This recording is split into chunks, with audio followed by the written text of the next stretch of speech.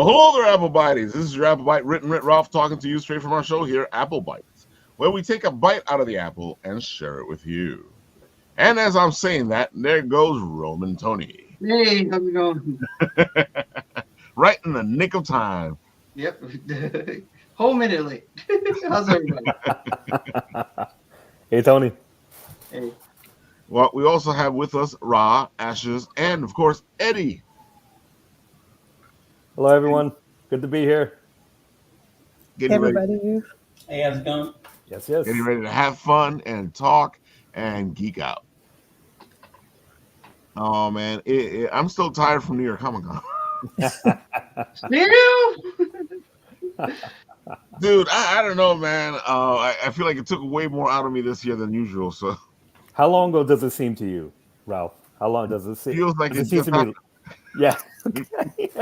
Like it happened yesterday. Yeah, I feel like this weekend was Comic Con. I Yes. can't believe it's already a week ago. Yeah. Yep. Yeah, because well, Tony, you only went one day, so Yeah, I'm fine. But you work like 8 straight days though. That's why. Yeah, that's true. yeah. So what we did last Show week, Monday, show Tuesday, show Wednesday, and then you're Comic Con, then a show Monday. Then you had off Tuesday, then went back Wednesday. So you're yeah, more days. exactly. You need more days. We tried something new this year, but I ain't trying to doing it again next year.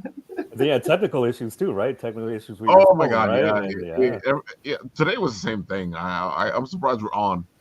The Knock gremlins on are coming to wood get you. before something happens. Because now that I said it, I put it up into the universe. But in case something happens, just keep going. Tony will be here to take care of things. It's a conversation. Just keep talking, keep conversing. Let's geek out. So you know what? Let's start this off. Ra, why don't you just tell the people who you are, what you do, give them all the good stuff, give them the spiel. Oh, okay. Ra from Lawful Evil. I am one of the co-creators and co-writers of the Lawful Evil universe. By day, I work in finance. But I enjoy writing comics. I've loved comics since forever, since my first comic when I was the first comic I ever was Born Again, Daredevil Born Again. My cousin gave it to me when I was 9, and I've loved comics ever since. But I've been lucky enough to become a comic writer, and lucky enough to work with Ashes, creating a universe that we wanted to see that we weren't seeing happen. So. That's good because I met you guys at FlameCon. Mm-hmm. And I was passing by the table and I saw and it caught my attention. Now, here's the funny thing. As I do when I always have a guest on, I jump down the rabbit hole and I start to look at things. And we could have met each other at Industry City because I was there for that Industry City one that you guys were there at. Oh, Brooklyn Independent Showcase. That's one of our favorites. yeah. That was a very good convention, a lot of fun. But at the same time, I understand why I didn't see you because there was a lot of people. Oh, it was packed this year. Oh my God, yeah. And windy. Very windy. It was so windy. They started putting you guys into the other room. Yeah, they were putting some of us inside. We were down on the grass. Yeah. Very windy still. And I'm sitting there going, how could I miss them? I'm like, how could I not miss them? Oh, yes. Because that was a lot of booths. They did a good job at packing that. Yeah, they definitely did. It felt like it was more packed than the previous year. Like it was much more packed than the previous year. But I really liked it also, especially because it's one of those shows where you actually get to find indies. You'll have shows where there's indies there, but usually it's like 1 or 2 indies, and then you got the other guys who are there hanging out, and you're like, okay. But I felt like at that show especially, I was sitting there going, oh, I got a view at a lot of up and coming stuff. Yeah, there's a lot of. Oh, sorry. Go ahead, Ashley. Go ahead. No, I was just gonna say there's so many great indie artists and creators and like zines. It's such a great show. We love going. It was our second year this time. Yeah. Yeah, I was gonna kind of piggyback what Rob was saying. It seems as though every year the cons are getting bigger. Are you finding that across the board with every con that they're getting bigger, or is it that maybe we're more sensitive to people around us, because I am noticing even the small independent cons are getting bigger. Is that just a perception? They're getting more expensive and not offering a lot more, just raising the price. Team. Yeah.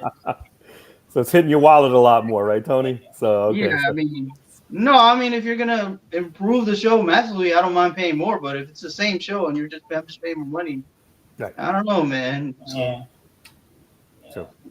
Ex- We, Go ahead. oh no, well we went to also Brooklyn Comic Con this year. Ashes and I. Well, that's the Yeah. third time I could have seen you guys. Yeah. Oh I wow, was there too. Yeah. You know, we kept missing each other. ships passing in the night. We went there and they told us that last year it was smaller than it was. Yes, completely. So it seems like a lot of shows are getting a lot bigger. Mhm. You know. Yeah, this year's Brooklyn Comic Con was way bigger than last year's Really Comic Con. was, yeah. Yep. So can you say, Ralph, that's the case? I mean, you cover so many cons. Is that the case? Are you finding that they are getting incrementally bigger, or the venues getting smaller and more expensive? Like Tony was saying, you know. I think they're trying to get bigger. Yeah. You have certain cons like Brooklyn Comic Con that you can actually see are bigger than they were last year. But that location that they had this year was a huge location, and they actually filled it. Yeah. Well, I mean, last year Brooklyn Con didn't go, but 2 years ago, I mean, if it was that place, I mean, they had a lower floor, and then they also had an upstairs for panels. They had Mhm. different things going on. This one, I don't even know if they had panels. I just saw like one big giant room. Right. So I don't know. I don't. I guess there were some panels somewhere, but I didn't see them. They had a big gaming area that they had. That was Yeah, I Yeah, remember. Gaming area was huge. really big gaming area. And wrestling? Yeah, Yeah, and the what wrestling- was that That about? was crazy. Yeah. they had a wrestling They had area? cosplay wrestling, they had regular wrestling, they had kaiju Yeah. wrestling. Yeah, it was a bunch of. I was not expecting that. Yeah. No. So that could be it. Maybe it looks bigger now that they got wrestling rings in there. Yeah. There you go. We answered it tonight. Thanks, everyone. The wrestling rings tend to make things look smaller, so makes it look like there's a lot of people there. There's a lot more space filled. Yeah. Right. There's a huge focus on cosplay. It's like every Yeah. 5 steps I took, someone is with a camera taking a picture of like Yep. Yeah. cosplayers. You see a lot of New York Comic Con, but New York Comic Con there's space to do it. There wasn't like just with the crowds. It wasn't really space for people to be doing that, taking up big photography pictures of cosplayers. There's a lot of them. That's true. Yeah. That's true. It was interesting because I know they took this whole area over next to the booths, and they had this whole red carpet thing. But that's something they've been doing from Yeah, the red carpet. Yeah, I remember that. Yeah. that's something they've been doing from the get go. And I'm like, I don't know how I feel about this because it's in front of the booths. So Yeah. does that stop the traffic from the booths, or does that help the booths? Yeah. That's a good question. Right. Yeah. And they had it at the same time as 5 Points, and they're both within walking distance. So that was interesting. The good thing about 5 Points and Brooklyn is that it's 2 different shows. Yeah. Well, they're completely different. Yeah. Yeah, but 5 Points is more of a toy con. I guess more of a toy con, yeah, or it used to be more of a toy con. Brooklyn Comic Con is more of a cosplay comic type of thing. So, I Ryan, got Ralph to build a Gundam model, so I was yeah, Oh, They Ryan, had a Gundam building class. I had Ralph. oh yeah, that was a lot of fun at 5 Points. Yeah. Ryan, you guys did Brooklyn Comic Con. What did you guys think?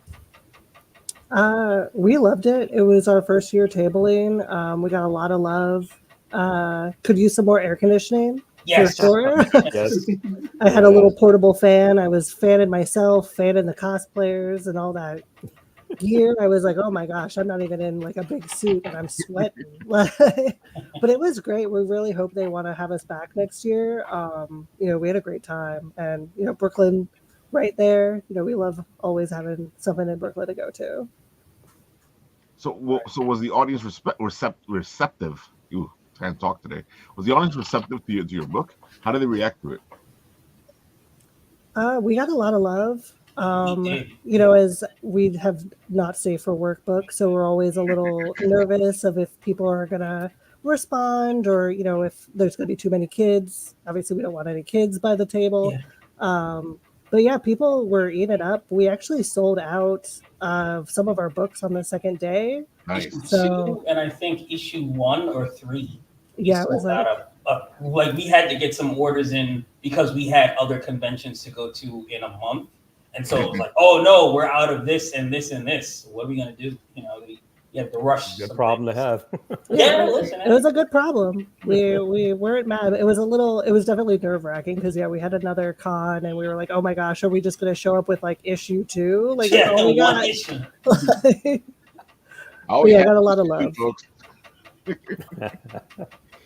You mentioned it or was leave your first. You mentioned it was your first tabling. Was it what you expected? Like, was it what you expected, or was it? What was what you expected, and what was not what you expected? It was our first tabling in Brooklyn. We had Right. done some smaller conventions. This is also our first 2-day convention. We have only ever done 1 day. Oh, okay. The So biggest that ones. was an interesting experience. Me personally, I thought I didn't know what to expect. I was under the assumption that it was going to be smaller than it felt, at least. It felt, and then maybe it was because, like you said, the wrestling ring and the sections, everything felt packed. So it felt like a lot. Like at some points, it just felt like people were lodged in our Oh, yeah. section. Just Yeah. trying to Yeah. like get past. And it was great, because there were moments where Ash is talking to somebody about the book, and then I have to get up and talk to somebody, and it's a line forming, So it's like, oh, okay, hold on, yeah. And so, I heard your spiel. Tell me, I want to take, So that was kind of good. I didn't necessarily expect that. Well, I expected people to like our book, but the way it kind of almost flew together, I didn't expect that. Because you go to cons, especially if you go to conventions, bigger conventions in the past.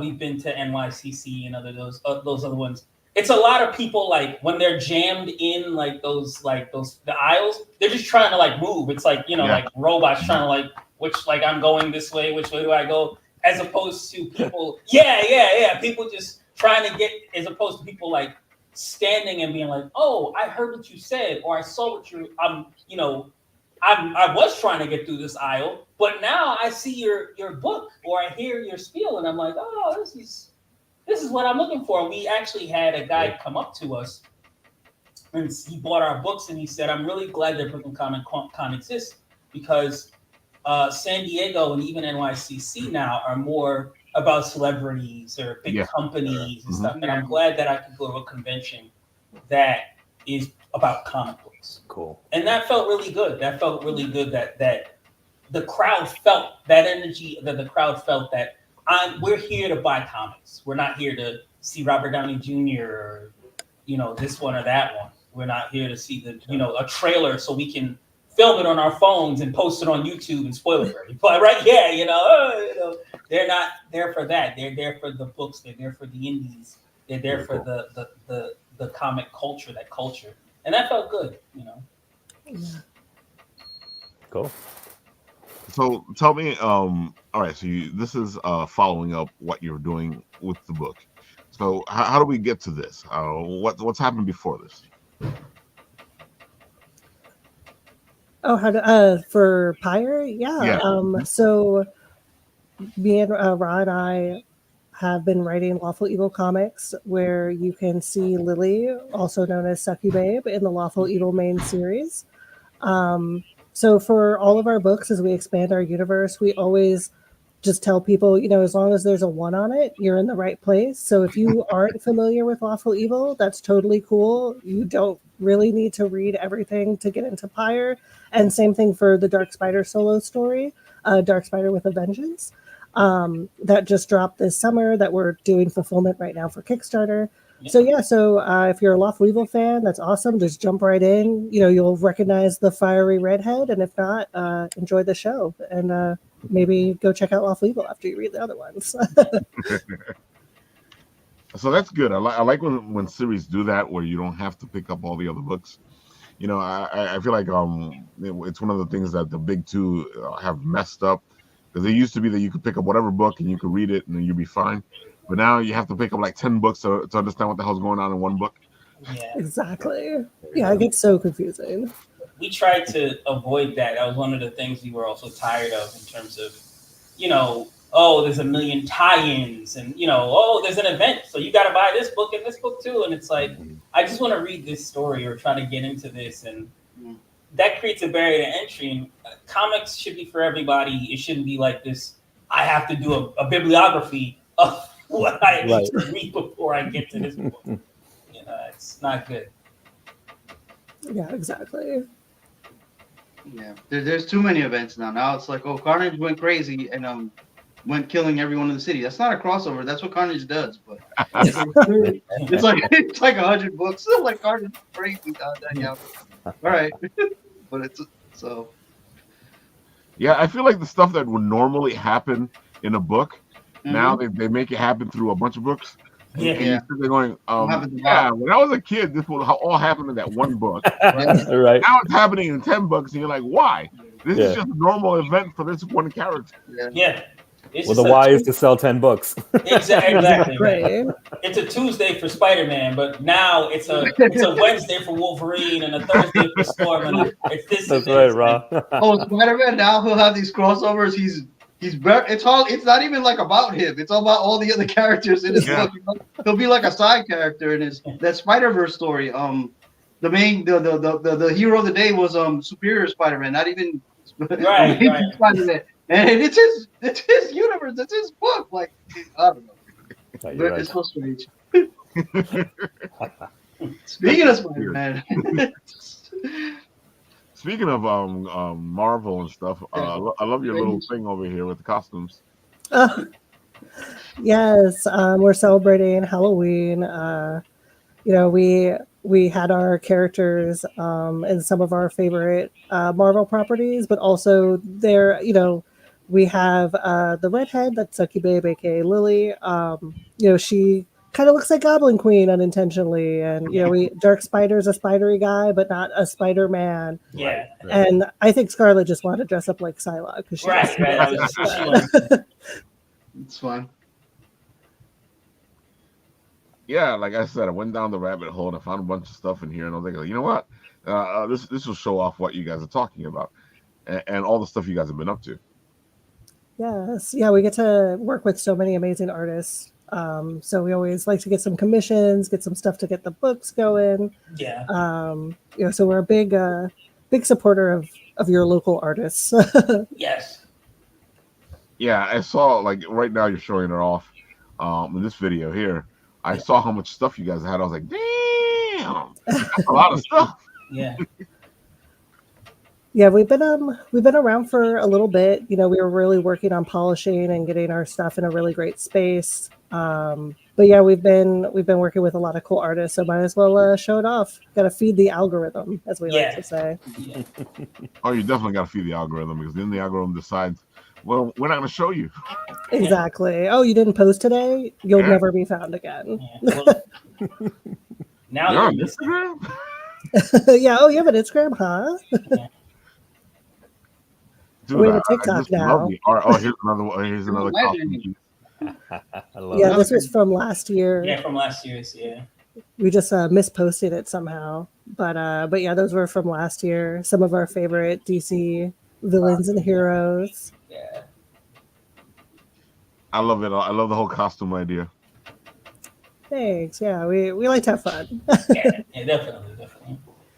And of course, there is Lily, aka Sucky Babe.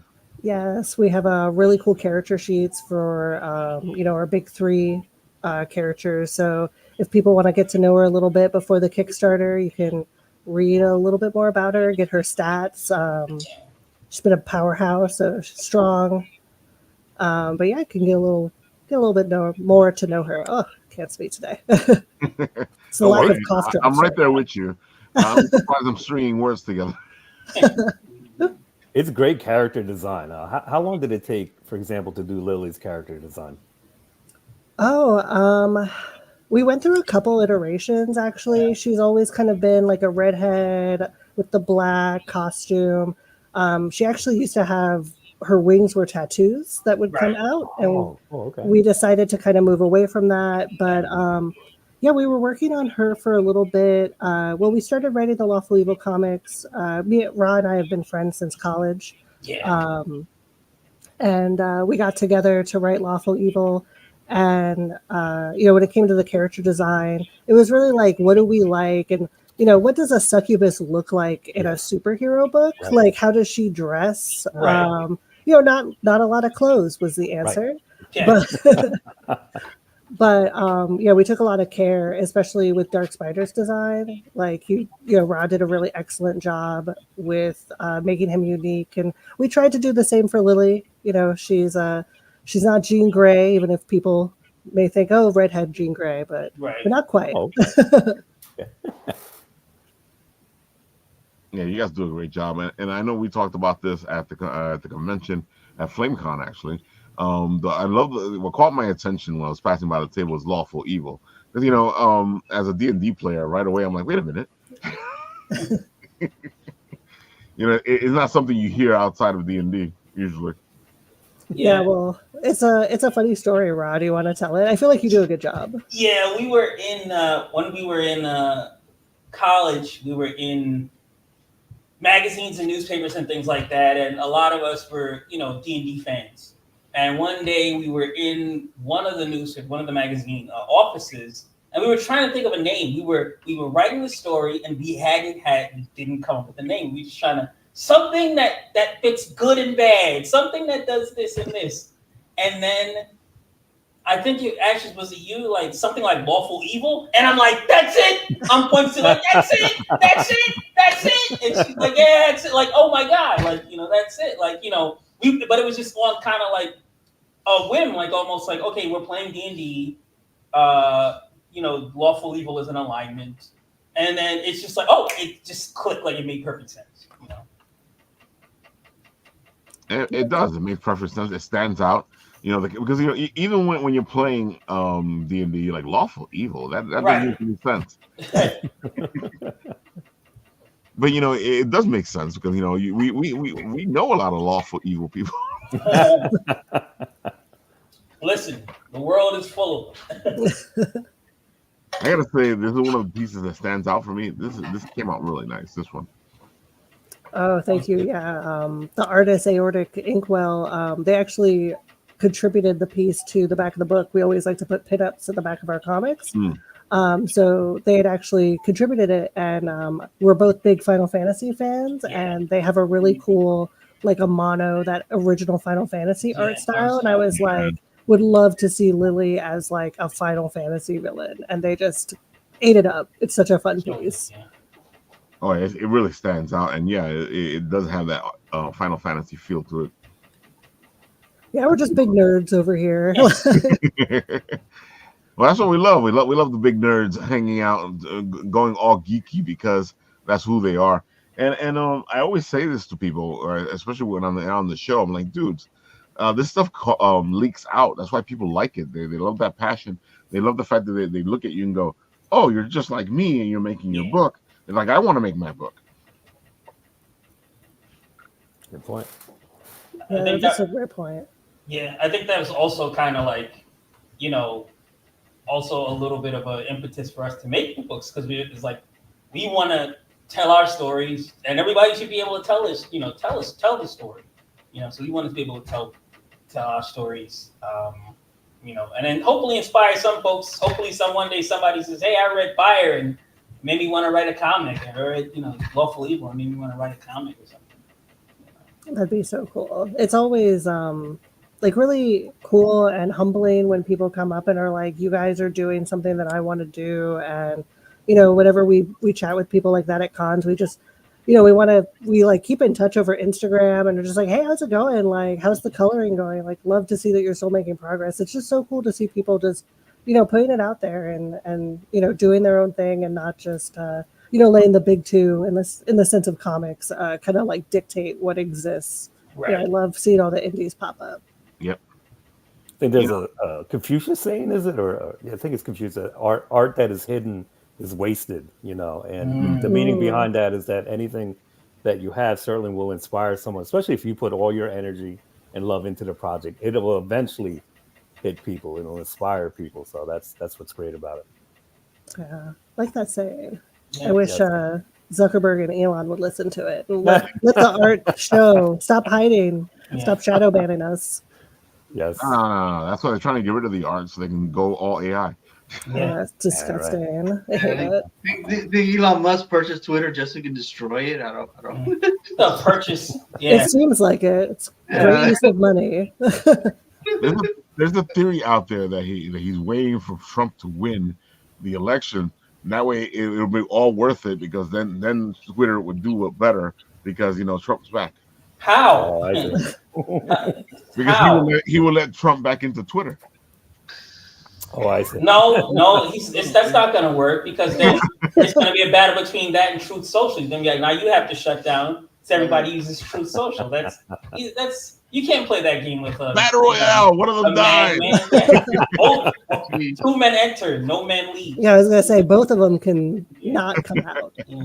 Come out of that cage match. Yes, I'm calling it Twitter. I am not calling it X. It's Twitter. Yeah. Oh my God. Yeah. Now, I had a question. So Ra and Ashes, you guys mentioned that you met in college and stuff like that. How did the collaboration take place? When was that first moment that you said, I'm working on something, you're working on something, you're peanut butter, I'm chocolate, let's make Reese's. Like what was that first instance that you guys knew that, wow, we can combine our talents here, our skills? I guess. So I guess. No, go for it. We liked a lot of the same stuff. So we were in a magazine in college, and I became the head editor or the editor-in-chief of the magazine. And I initially wanted Ashes to be the deputy editor-in-chief, but there was politics, whatever is it. So I made her a managing editor, a head managing editor. And I realized from that we liked a lot of the same stuff. We had a lot of the same things in common. We liked a lot of the same stuff, and just the same visions, kind of vision of art. And so I was living in Florida. I came back, and I was like, I want to do a comic. We should do a comic. And I was like, it should be an adult comic. And she's like, I'm like, a superhero comic. She's like, superhero comic with sex? I'm like, yeah, it can be done. And then, so we started putting stuff together. And it just kind of started flowing out. Wow. Just kind of, just like water almost. Like, okay, this and this and this. And then we've been working together for a long time. So as we were doing that, we became we kind of, the cohesion works. It just works. I found a creative partner who is, we work. We kind of dot each other's I's and cross each other's T's. Like, it's like, oh, well, let's handle this. You didn't do this. And it's, we just work. We just work well together. And I think it's because we have a similar vision for what we want to say, and also for what Lawful Evil can be. And we also don't want to overstay our welcome, I think. We want to tell a story that needs to be told. Again, unlike the big two, where it's like, I'm just keeping this alive so I can sell hats and T-shirts and sneakers and pajamas. We're not doing that. We're trying to tell a story. And, when it's over, we're going to say thank you for having us. And we're going to be on our way and maybe tell other stories, some other time. But I think the fact that we had that vision, and Ashes is probably the best writer I know, just the structure. I'm not just saying that.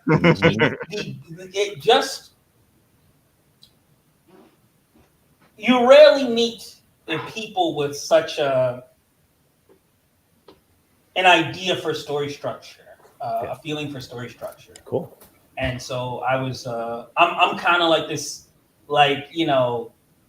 the man on the flying trapeze. I have these crazy big ideas, and then Ashes will be like, "That's fine, but here this is like this Right. is you know like Mhm. you know so just an idea for story structure, a mind for story structure she has Sure. is like, and for storytelling is I love it. I love storytelling. And I sometimes you get Wow. lost words, but He said a lot there, Ashes. He said a lot. I know it's very, you know, and I, it's back at, you know, right back at him, you know. I had never tried writing comics before. I've always been a fan. I got introduced via like Batman the animated series and just, you know, Saturday morning cartoons, and then I kind of started getting into comics. But despite, you know, like whatever I like to say, pretending to be a writer, you know, whatever. But I hadn't done comics before, so when Ra had kind of proposed this, I was very interested because similarly, I really liked his writing style. I really liked his writing. He has such big ideas and such really cool world building, like lore, and there's just always constant ideas coming out of him. And I'm just like, oh my gosh, like I always say like my muse is not present right now. I can't write right now. You know, like I'm very dramatic in that way. And Ra just like free flow, and I'm just so amazed by just the amount of cool ideas, the ability to write out these like really big world building ideas, and it just kind of falls into place. But yeah, like he's so sweet. I don't have as many nice things to say about it myself, but you know, I just only have the nicest things to say back to him. And you know, he's an incredible writer as well. And working on Lawful Evil has been so fun and so rewarding. And you know, it's been a trip. It's been crazy. Yeah, I don't think somebody once asked me like, oh, if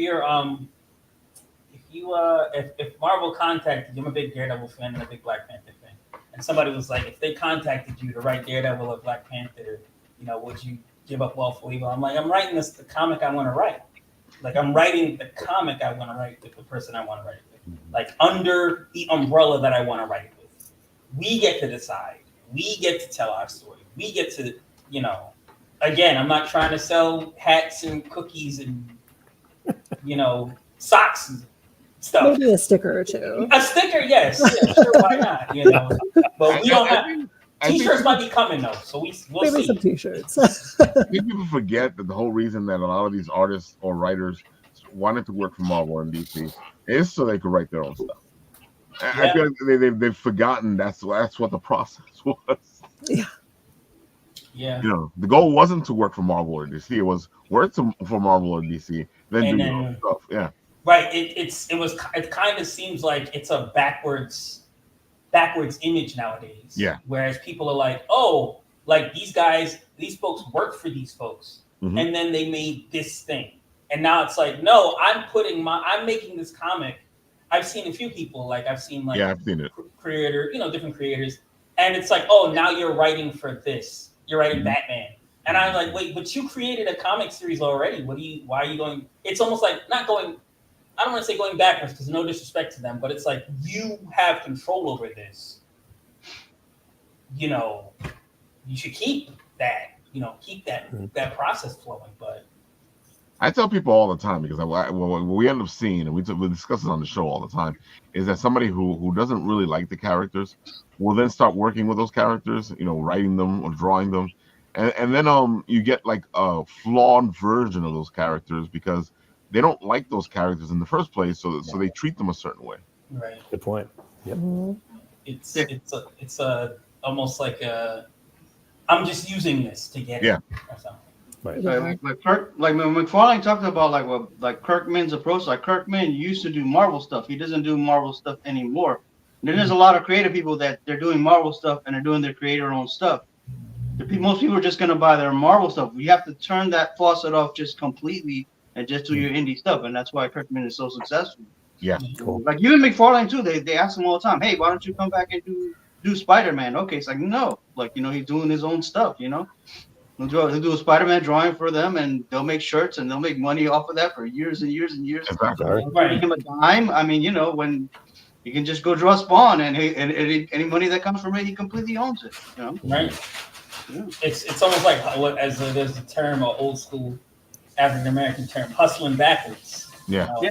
Like, kind of just like you're creating a cachet on your own that you built to give it to then somebody who already has a cachet, and it's like, oh, now such and such is writing for DC, and it's like, but such and such already built their fan base. Why did they just bring it there? Exactly. Yeah. Yeah.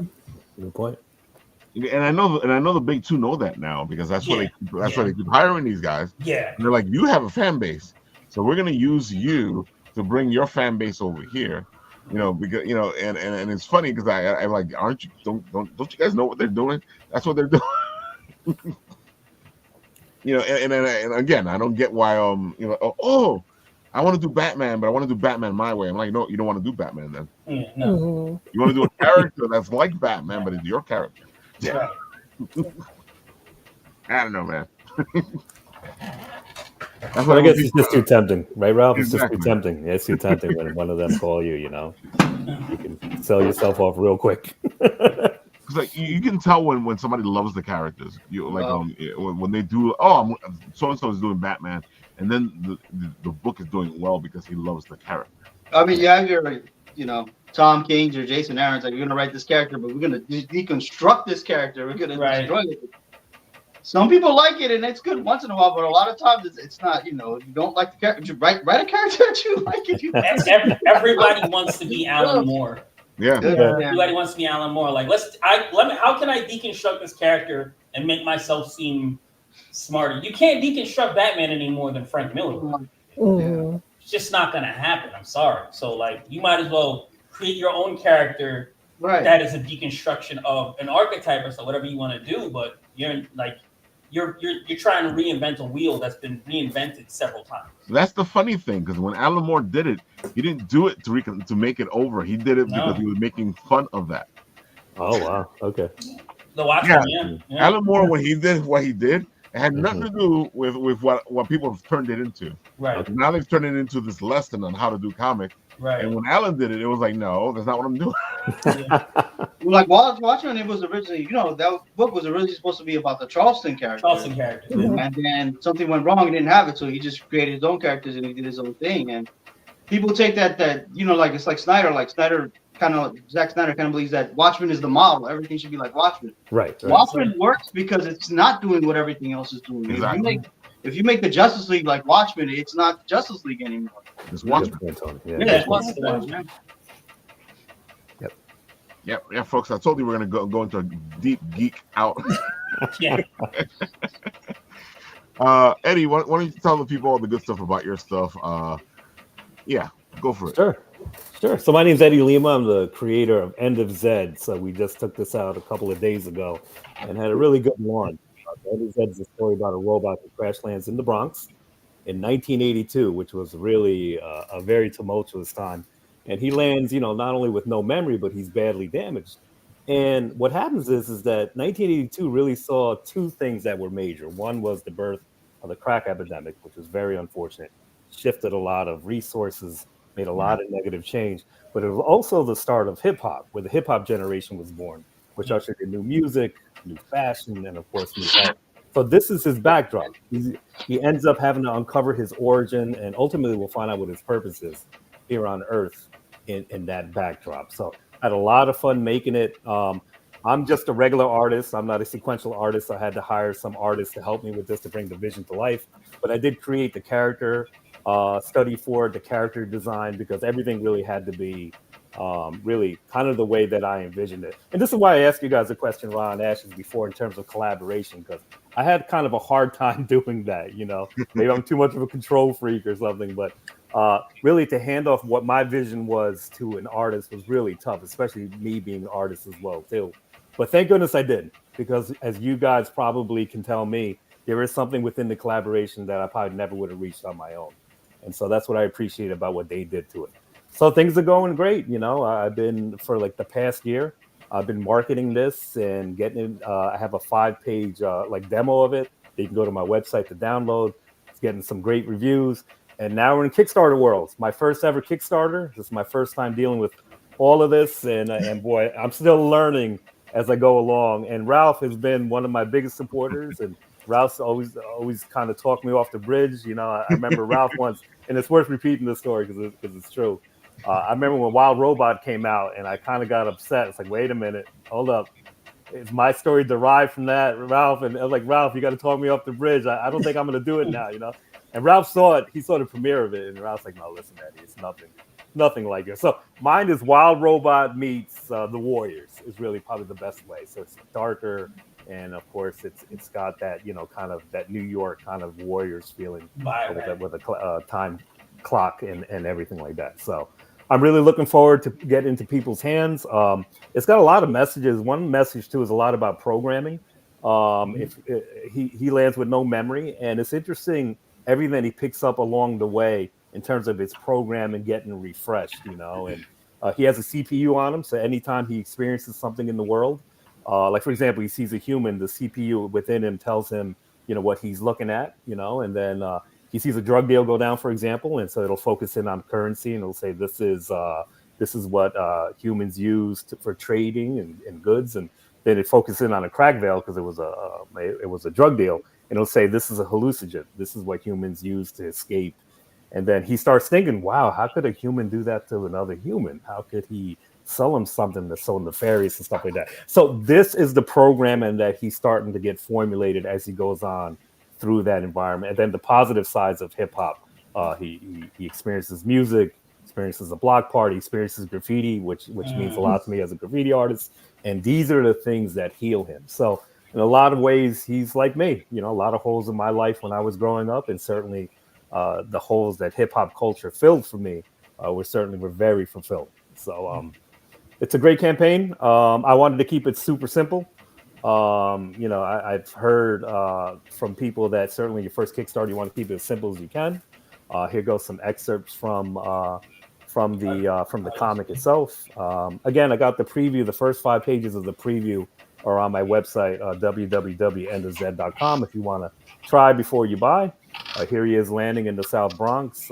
He follows one of the crack people that are taking crack. He follows them into the den, and then he starts to see things with his eyes. And since he has no vision and his vision's really messed up and he's badly damaged, things are kind of over exaggerated. So here he's thinking he's seeing zombies and so forth, but it's not.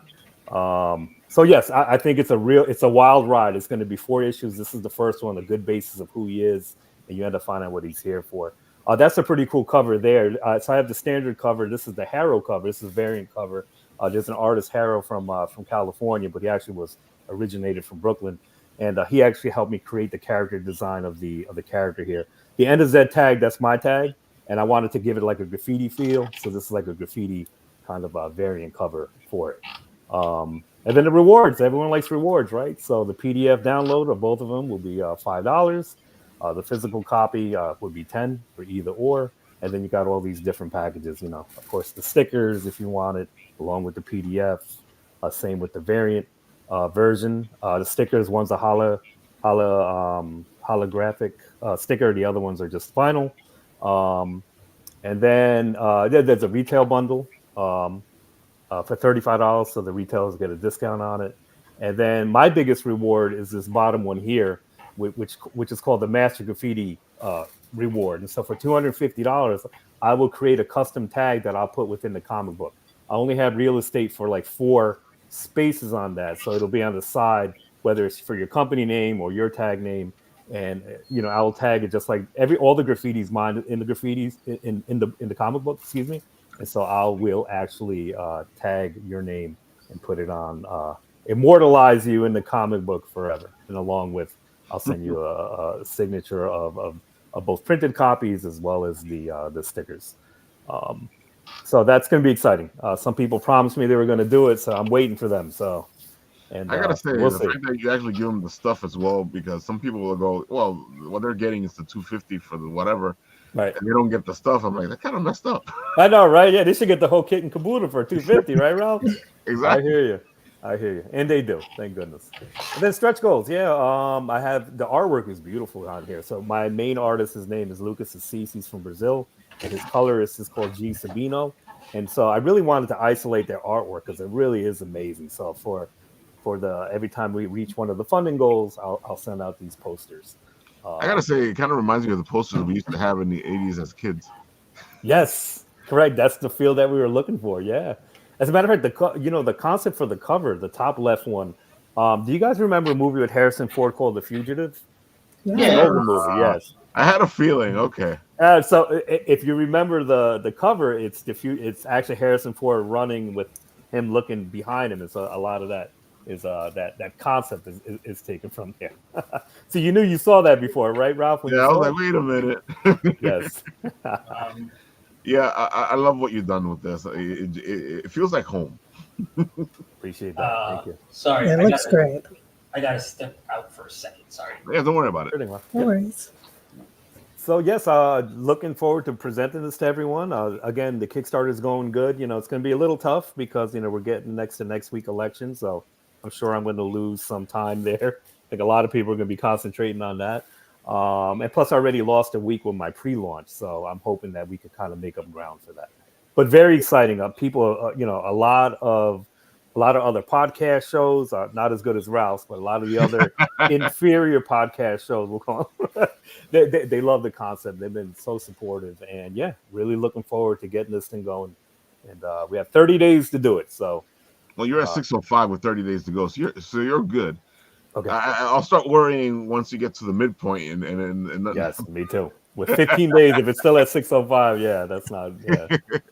And it's my first one, Ralph. So yeah, I'm a little anxious. no, I you know what should be everyone's going anxious. through. Dude, I tell people all the time that what you want to do for people who are doing Kickstarters is help them fund. Once you help them fund, then the rest of the campaign is them going, how much more money can I make? And that's a better place to be than sitting there going, is it gonna fund? No, exactly, Ralph. And in my case, everything's for printing costs. Anything that's left over is for the second issue. Just like Ra and Ashes were saying, we're in a privileged position where you can create a story and have other people at least dig it, right? Or at least have the ability to bring a project to the fore and have other people feel what inspired you. So I will be forever grateful for that. So as this thing goes along, and I do feel it's going to get funded, it's going to really start the rest of the story, which is really a lot of twists, a good story, a good theme, and it really progresses as it goes along. So I'm really looking forward to that. So let's play the videotape. You said this one's different, so let's see how different it is.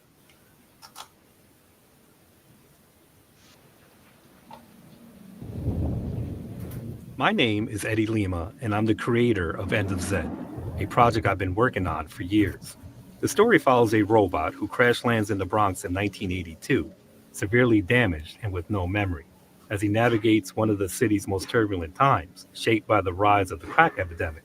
He also discovers the powerful, positive force of hip-hop. Where am I? Party people, are we ready?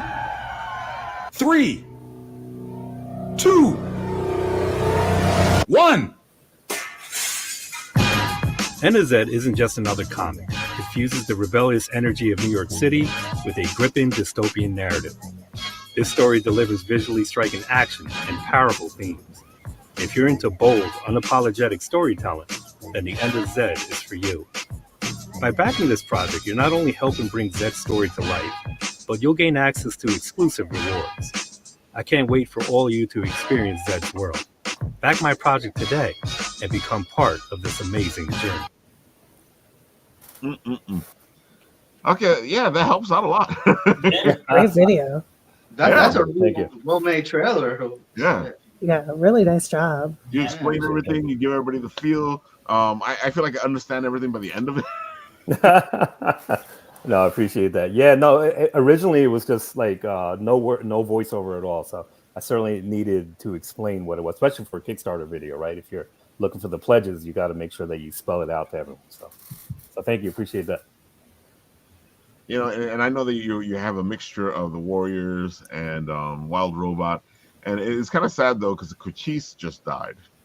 Yes. I wanted to mention that out there. We're in the fields for it because we've known him for a while. We've been crossing paths for a long time. Yeah. And this character is so great in the movie, right? Oh, I mean, he is the strength of the movie at times, and yeah, that's a shame. That's a shame. And it happened suddenly, right, Ralph? Yeah. Is that what you heard? As far as I can tell, I know he was 75, and it's a pretty good age, but at the same time, you're not expecting it. Yeah, yeah. You know, those one of the movies that my youth is attached to, right? So Yeah. once they start passing away, it starts to make me feel a little older, you know. And I'm Oh, not that old. I've already It been there.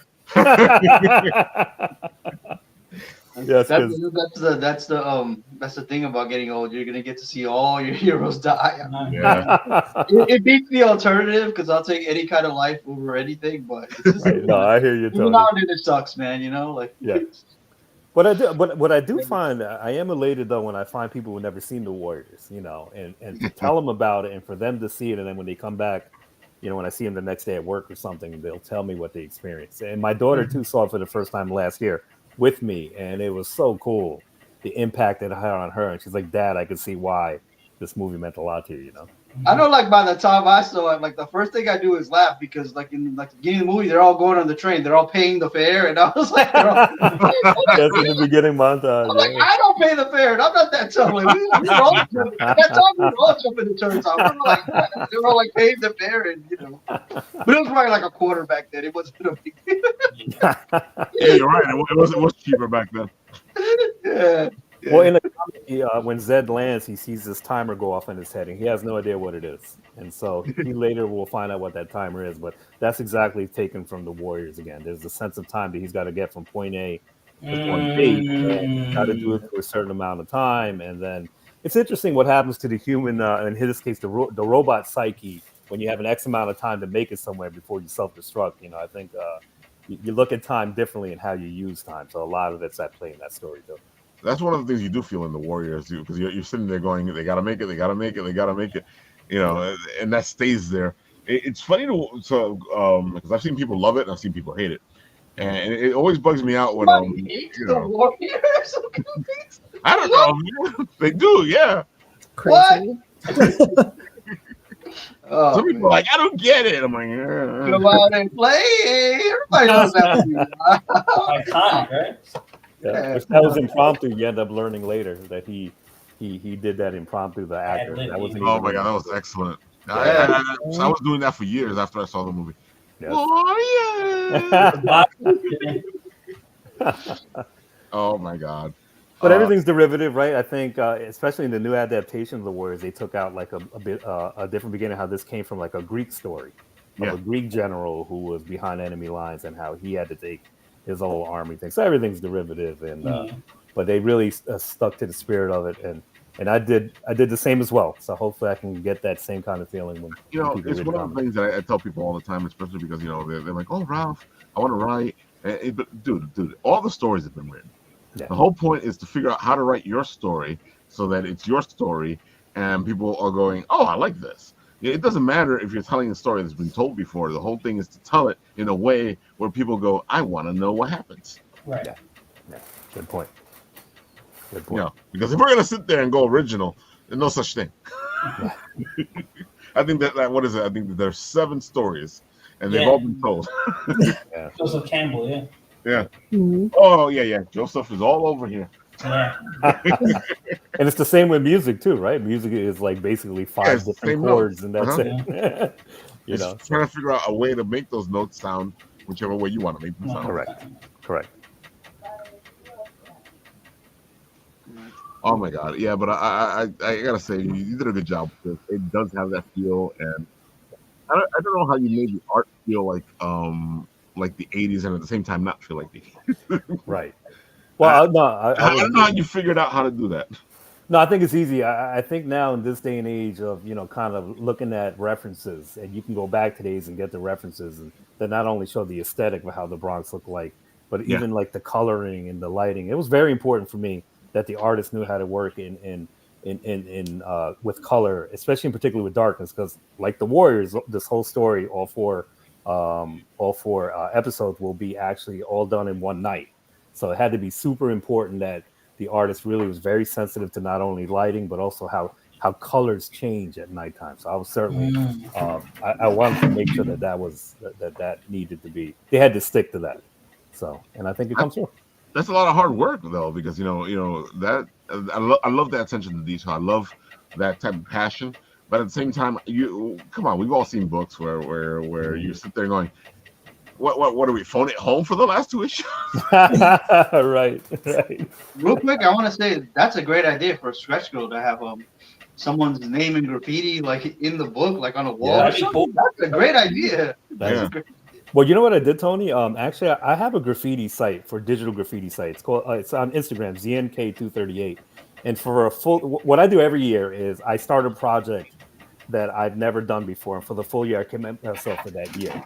So one year, I said I want to take all my graffiti art and make it all digital. So I'm going to open up an Instagram account. I've never had Instagram before, and I'm just going to dedicate the full year to creating whatever this project is. And in that case, what my goal is to have 1,000 organic followers. So I did that. I took all of my graffiti art and I made it into digital.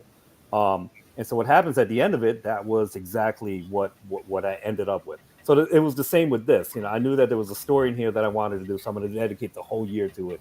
And the whole year would end up with the thing. Yes, DMC. I have to tell you, Ra, if I could stop right now, if Go for it. Kickstarter doesn't work, at least I met DMC. DMC, right? Nice. Yeah. And he gave me the blessing, which was really cool. Dope. He got to see the That's- comic Dude, I was himself. gonna ask you about that because, dude, that's more than a blessing, right there. Yeah, right. Really. He is so, and of course, you guys know he has his own comic book, Comic, site, yeah. which is just fabulous, And so, as I explained to him what the story was, he actually looked through the actual comic itself. His eyes were one of the first ever to see it. He really appreciated it, and he told me flat out what I'm doing is important. So that in itself, I'm going to take with me as I go along. So I appreciate Dude, that. I gotta say, we didn't get to meet at New York Comic Con, but the fact that you met him, I'm like, okay, yeah, no problem. I'll sacrifice us not meeting for. There you go, Rob. But this is one of the things I did with my graffiti site. If you go back to that one, since the graffiti site was full of taggers, I asked them, whoever wants to be in my comic as homage to graffiti and as homage to that website, send me your tag and I'll put it in the comic. So it really worked, and I did it for free. Basically it's to kind of give the comic authenticity, but also to get them excited about it. And they were like one of my first backers. So That's pretty cool. I like that. And it also, gives the book, like you said, authenticity, because now you're seeing pieces as he's traveling through the city. correct. Which through the city, I feel people forget how much graffiti there was in New York at that time. Yeah, they changed the trains. They Mhm. changed the trains to stainless steel Correct. because so people couldn't tag. That was it. A great movie on that, Roz. Was that movie called, of Carlito's Way that it took place in the 80s, and then they were on the train. They were like the new red trains. I was like, no. They were using the current trains. Like, no, man, we didn't Right. make this movie. It's like, where's You the got it, graffiti? Roz.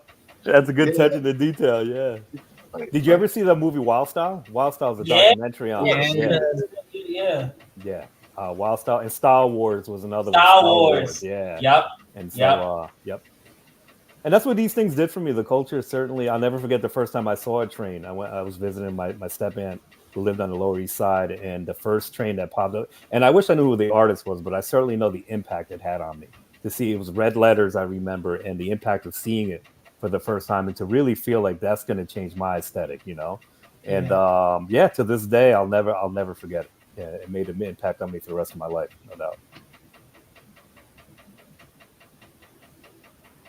Yeah, I'm just going through all the stuff. I saw the Warriors there for a second and stopped me. Yes. I do love the fact that you have the twins in your art. Yes, as homage to that time. I think anyone that sees remembers that skyline with the towers on it, and boy, that was a tragic Different day. time. Yeah.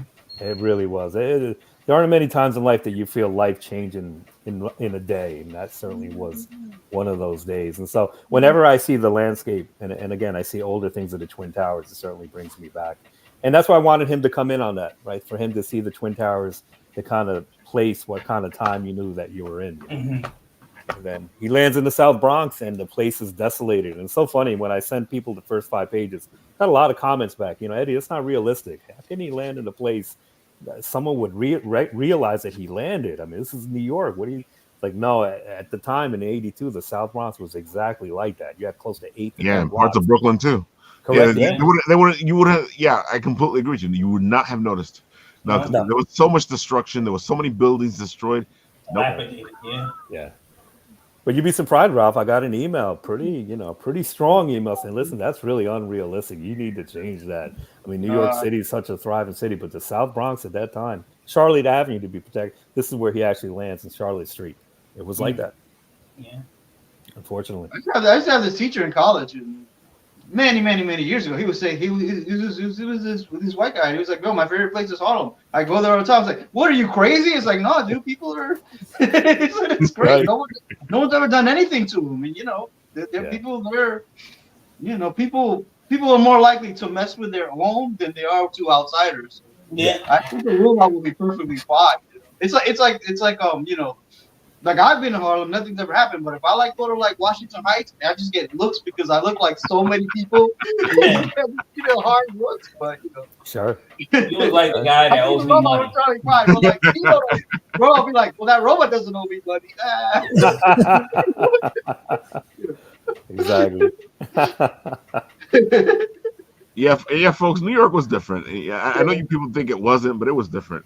It was a whole different feel, a whole different vibe. It was a whole different animal. When I was your age, we didn't have no Starbucks or dog. Young whippersnapper. Marijuana was illegal. Oh man, things have changed so much. Hey, Angel, look, it's Son of Saint. Oh well, while we have Son of Saint up, I can do this right now. Son of Saint actually opened up his commissions. Yes, folks, his commissions are open. He doesn't usually do that, so you guys can go hire Mr. Son of Saint right now to commission him to do a piece for you, because right now he has them open. He only does this, I think once a year, and it's usually around this time of year. And it's for the Christmas season. So this is the perfect time to get him to do a piece. And he does some great pieces where he can put your loved ones into whatever you want. He does really good at that. Wow. No, he's amazing. Yeah, go check out the Son of Saint. Let me see. I'm on his site now. Can I show off a little bit of his stuff? Hold on. Let's see. I'm not sure what this is, but this looks interesting. I'm like, Son of Saint, what are you doing? Yeah, so there's a Son of Saint piece. What he does is he makes you the hero. Nice. That's cool. Yeah, Wow. he does a lot of great pieces. This is all him doing it himself. I know it looks like promo stuff, but this is him doing it. Yeah, and folks, he is a guy who does movie posters. He is a guy who does comic book covers. So you can hit him up for many different things. And of course, you guys remember when him and I were doing When Worlds Collide. Well, I was writing the story and he was doing the art. Oh wow! And we were taking events like this and writing a story to it. Yeah, so you can go back in time and go check that out yourself. I have fun doing those little stories with him. But Son of Saint is an amazing artist. Go check him out. Go commission him today. Good thing you popped in at what time you did, because Son of Saint. And there goes Charles W. Morgan going, "Hey, Raphael and the gang." Charles has a great book with a nice detective in it, and his trailer has a very good voiceover actor. Yeah, I wonder who that is. So, love it. And I think he's working on issue 4, so we should see issue 4 soon. It's Cold Cutter, and I love myself some noir, so doing a noir voiceover is just like a dream come true for me. So, Very cool. oh look, Charles says the voice is great. Let's see what else is up here. Since we're doing this right now, our friend Mark Maia was supposed to be with us today, but he couldn't make it. He had to take care of a couple other things. But his book, so-called Living, is still on Kickstarter. Go check it out. You know what? Let's play the videotape. Jack is back, baby.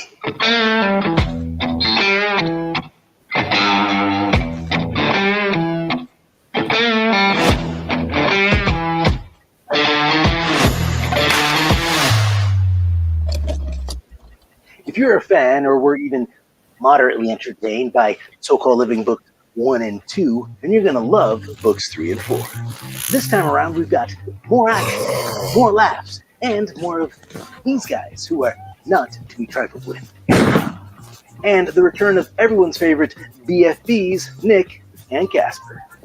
If you missed it the first time, So-Called Living is a dark comedy about a guy named Jack who gets turned into a vampire and has to learn to adapt to this new way of living. And unbeknownst to Jack, the mob has gotten wind of his newly sired vampire status, and they are very interested, but not in a good way. Books 3 and 4 also introduce some new characters that will play a pivotal role in our evolving storyline, some of which are sure to become fan favorites. Who's Jenny? But you know what the best part is?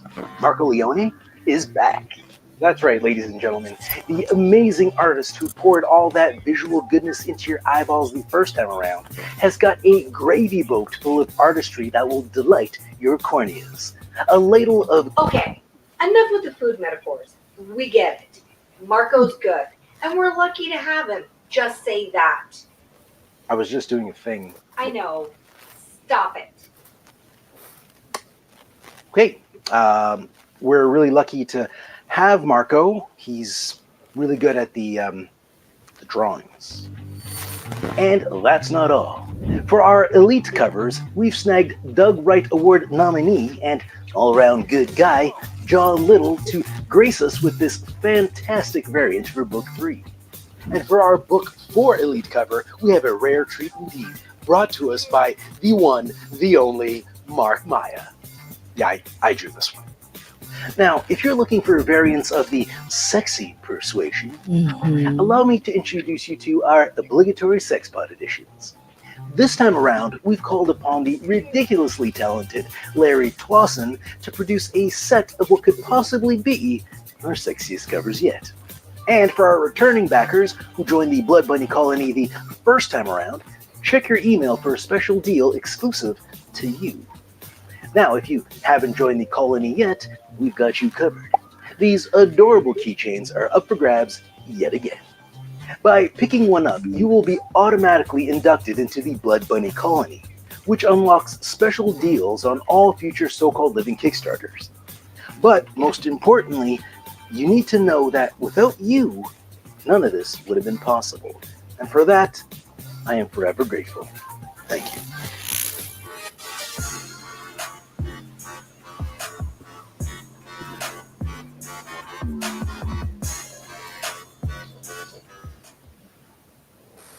Gotta say, that was a pretty good video.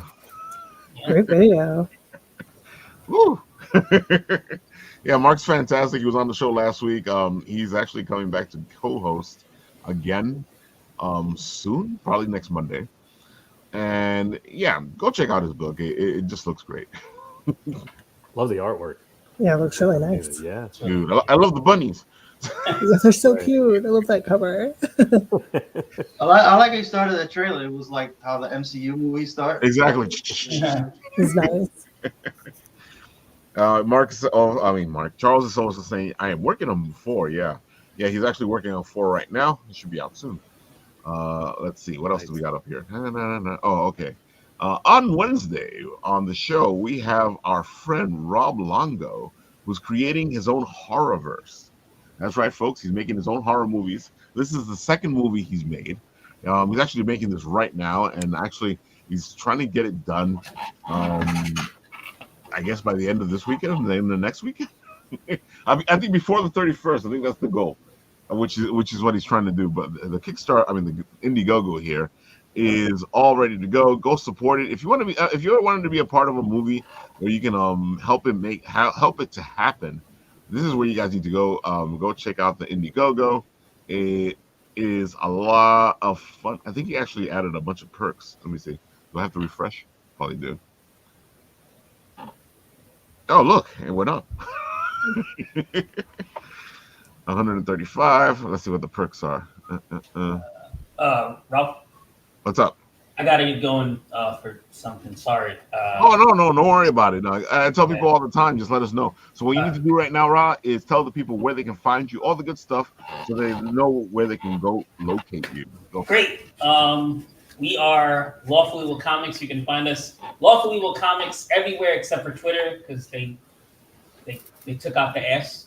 We're also on TikTok now, Lawful Evil Comics. Basically, yeah, everywhere except for, again, Twitter because they took out the S. And that's where you can find us. That's what we'll be. We also, again, please click. You can show up at Kickstarter, Pyre, Burial at Sea. It's going to be dope. It's going to be awesome. It's our first foray into horror. We're really excited.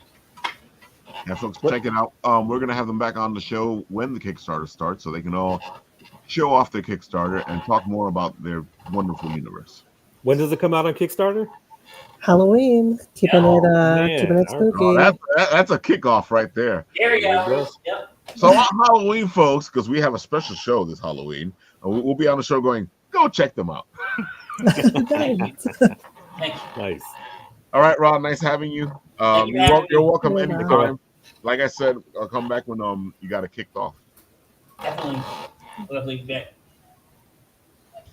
And then there were 4. Still got me. Oh. Roman Tony roamed. He hasn't roamed in a while. That's why we started calling him Roman Tony. Well, that, and we can't find him in New York Comic Con. That's a whole other story. He used to roam off the show because his connection would cut off. Okay. So go check out Rob Longo's thing here. I could swear the perks are supposed to be in there somewhere. I can see that he talks about the perks, but I don't see the perks. Is there a pick the perk button? There we go. Oh, make me look stupid. There you have it, folks. These are the perks he's doing now. You can be a patron of horror for $10. You can get a sticker pack for $15. You can get the movie digital download for $20. You can get an RPG stack block. Yeah, he's actually creating it so that you can actually use his monsters, because each movie has a different monster, and put them in your campaigns. Cool. That's so cool. Yeah. And here is the soundtrack from the Wolf EP, and for $35. Look, man, you can even have the Grove scented candle and get all creeped out. That's great. He has the Fear and Desire party game here for $50.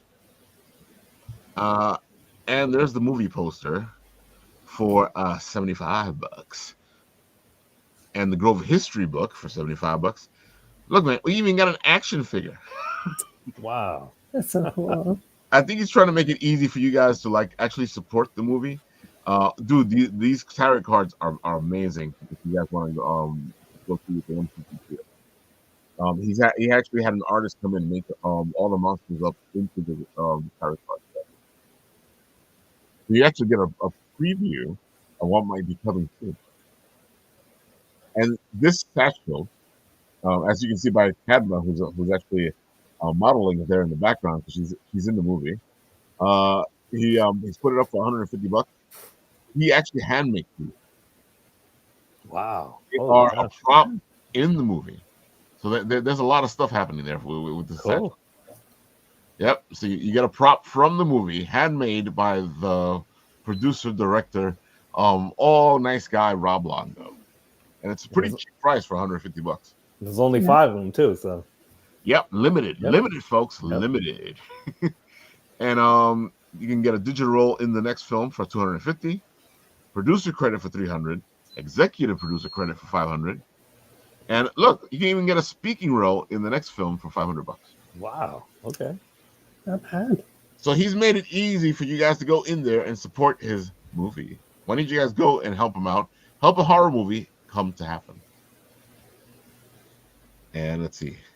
Of course, I got to show this off because I am a lazy man, and this is the only way you're going to see right now, at least right now, a printed work from myself in a book. And actually, this will be my first time being printed in any book. Wow. That's so exciting. So, it's us hanging out with the We Suck at Comic guys, Wayward Raven, and also we have a special Shadow Rabbit piece because he teamed up with me and he did a nice little piece for me for this story.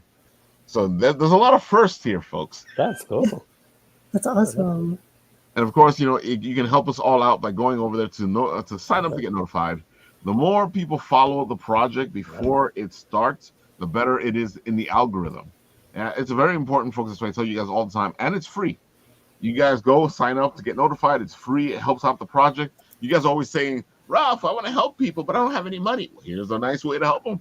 Go sign up to get notified. Go sign up to get notified for our friends here from Lawful Evil. Yeah, because their project doesn't start till Halloween. So go help them out. Nice. Oh, there's a lot of projects out there. They need your help. I thought I hit notify last week, but I didn't. I just hit it now. So I'm 76. As long as you do it, doesn't matter. There you go. It doesn't matter what, yeah. And of course, great. Philip Russert, and I have to show this off because it is the season, and these guys are based on the Universal monsters, and who doesn't love the Universal monsters? And this is his version of them getting together, almost like what's that book again? The Distinguished Gentleman. I know part of the title. Well, yeah, this is yeah. League of Extraordinary Gentlemen. There you go. Yeah, Alan Moore. Again, Alan Moore. See, he's always with us. You gotta love Alan Moore, folks. Go check him out actually, because Alan does a lot of great work, and I feel like people misunderstand him all the time, like they do with Watchmen. And at the same time, go get Arcane. It really is a good book, Arcane Syndicate, and Phil Russert does a great job at writing, and he does a great job with this. You won't be disappointed. Go check it out. There's 3 days left. Oh, I see what he did. He ended on Halloween. Oh, okay. There you go. That's a good way to end it. Come on, we can get him to $5,000. Come on, folks. You can do it. Yeah. Yes. I think that is everything I need to show. Oh wait, Tony didn't come back. I was going to say Tony. Oh, all right. Ashes, why don't you tell the people where they can find you? I know it's probably going to be the same type of information, but pretty similar information, but you get to hear me say it this time. There you go. Lawful Evil Comics, everywhere but Twitter, we're Lawful Evil Comic. And Pyre Kickstarter pre-launch is live now. Please go hit that follow button. It does help the algorithm. And if you're looking for something scary and sexy, Pyre's got everything. And yeah, we'd love to, in the royal sense, while Ra is not with me, but we'd love to come back and talk about it some more in the future. And yeah, but that's where you can find us. I gotta say, I was reading through the book before stuff happened here in the house, and it is very sexy. And you got an opening day that no one will forget. So exactly. Yeah. Yep. Folks, awesome. You guys really do have. If you like your sexy books, you're gonna want to go check this book out. We like to keep it spicy at Lawful Evil. It is spicy. One of the death scenes in there is really spicy. Woo! We like to kick it off with a bang. Exactly. See, she already knows what I'm talking about. So, folks, if he enticed you, go check out the book. Go sign up to get notified. And on Halloween, go and support. And I'm looking forward to catching up on your other properties too. I mean, they look great. Yeah, definitely. Yeah. Thank you so much. Oh, I didn't know about it till tonight, so yeah, I'm gonna look it up. Yeah, no, that'd be awesome. Actually, we've got, and I guess I should also mention, we're also on Global Comics. We have the first two Lawful Evil comics up there. The first issue is free, so if you want a little taste, you can get a taste. Issue 2, I think you can read the first 10 pages, and then it's going to prompt you to help us out. Everything goes back into the comic and goes into just making the next one, so every little bit helps. And we also have a Gumroad store that is still allowing us to sell for the time being, but go check out our Gumroad. It's Lawful Evil Comics, and you can get the first 3 issues of Lawful Evil, and not Dark Spider quite yet, and also not Pyre quite yet, but soon. Okay. Well, that makes sense Real because cool. I think one of those. Yeah, we want people to help us with the Kickstarter. I was gonna say one of those just had a Kickstarter, right? Recently. Exactly. Yeah, Dark Spider Exactly. just ended, so we'll have that up there in a little bit. Digital rewards did get fulfilled, so everyone does have their PDFs, but want to keep it exclusive to the backers first. Roman Tony says, "Sorry, phone died." Oh no! It Oh my god. happens. I gotta say your books look fantastic, folks. Go check it out. I like when you know the books are easier for people to go and check out because you know it makes it easier for them to decide. You know, hey, I like this. Or I don't like this. You know, hey, there you go. You know, I know some of you guys are out there like, I want to see it first before I buy it. Well, it's there. There you go. Head over to Global Comics. Exactly. All right, Eddie, Yep. tell them the good stuff. Go for it. No, I just wanted to say I appreciated Ash's and Rod's story too of how they collaborate, and Thank this you is so more much. than just one thing, and it's really cool how you guys admire each other and more importantly respect each other's craft. So it's, I want to see a book that involves that. So that in itself will make me back the project up just to see that because that really is, you know, a collaboration like that. I certainly don't take that for granted, you know. Oh, thank you so much. Really excited about your project too. Oh, I appreciate it, and so am I. Ash, it's a good segue. So am I because Woo, it is. send it up. Yeah, good one. And I didn't pay you for that neither, did I? Ash? Yeah, tell them I didn't. I didn't. Under the table next time. There you go. There you go. But yeah, no, I have been so excited. This has been a project in the making for close to 2 years, and so to see it finally come into play and getting people excited about backing it, I think has been like a dream come true. So we still got a long way to go. It's been the first week. It will be the first week on Thursday, but really a great start. And I'm looking forward to that as we keep going on. I'm advertising it more, doing more shows. That it's going to actually pick up even more steam. So please back me, even if it's at a small number, and every little thing helps because I really think you're going to enjoy the story, and I know for a fact you'll enjoy the whole series when it's out. So thanks again. I agree. I've checked it out. You should go check it out too. Great, thanks, Rob. Oh, dude, Jeff, I checked it out and I still want to buy it. Thank That you. already says a lot. Yes. Oh, No, I'm my really God. excited. Let's see. I think that is everything, folks. I hit all our notes that we were supposed to hit. The guest said all their good stuff. We are at the 120 mark, which means we've been geeking out hard. It's been great. Well then, folks, I guess we'll do what we do here on Apple Bites. I'll press the button, and that music starts to play.